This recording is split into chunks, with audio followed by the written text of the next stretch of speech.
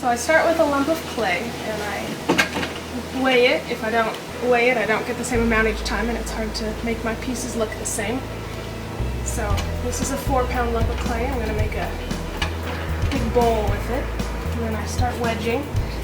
Wedging is to get the air bubbles out and also to kind of condition the clay, make sure that it's the same amount of soft and hard in all the places so that you don't get a hard lump in it.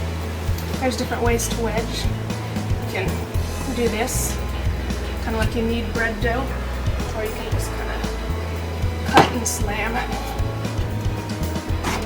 It's a nice, fast, kind of rounded shape. First thing we're going to do is center it. If it's not in the center of the bat, you get a whole bunch of wonky shapes. So after I've centered my clay, I make the well in the center. And at this point, if you want to, you can stop and check and see how deep it is, because you don't want your foot to be too thin. It's a little bit too thin. So I need to make it a little thicker here.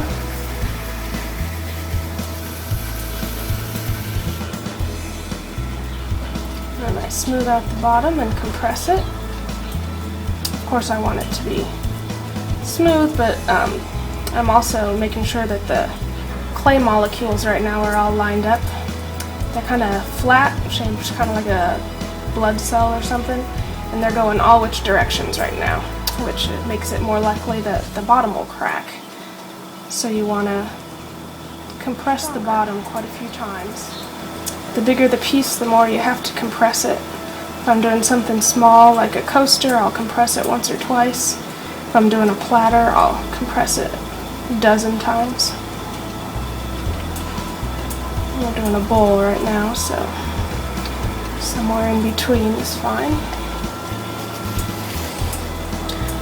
And then I start pulling up the walls. Sponge my hand for added moisture, and then I pull up.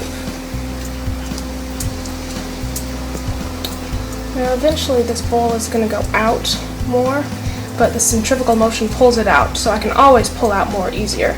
But if I pull too far out the first time, it's harder to push it back in, so I try to go up on the first pull, and then later on I'll pull out a little more. And I re-wet it to get more water on there, and give it another pull.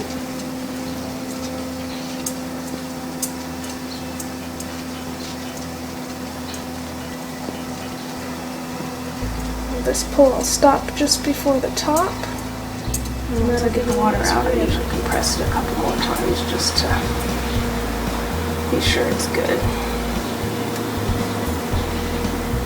I like to put a swirl in the bottom for fun, but you can flatten out the bottom too if you prefer.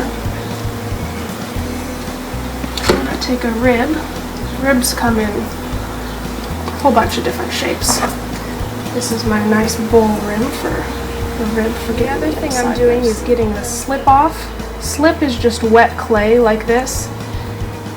When I use the rib to remove the slip, it'll dry faster and more evenly.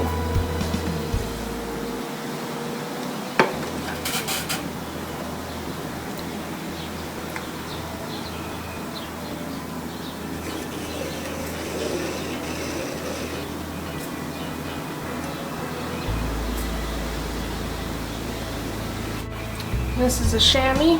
It's all wet, and I use it around the top to give my rim a nice rounded edge.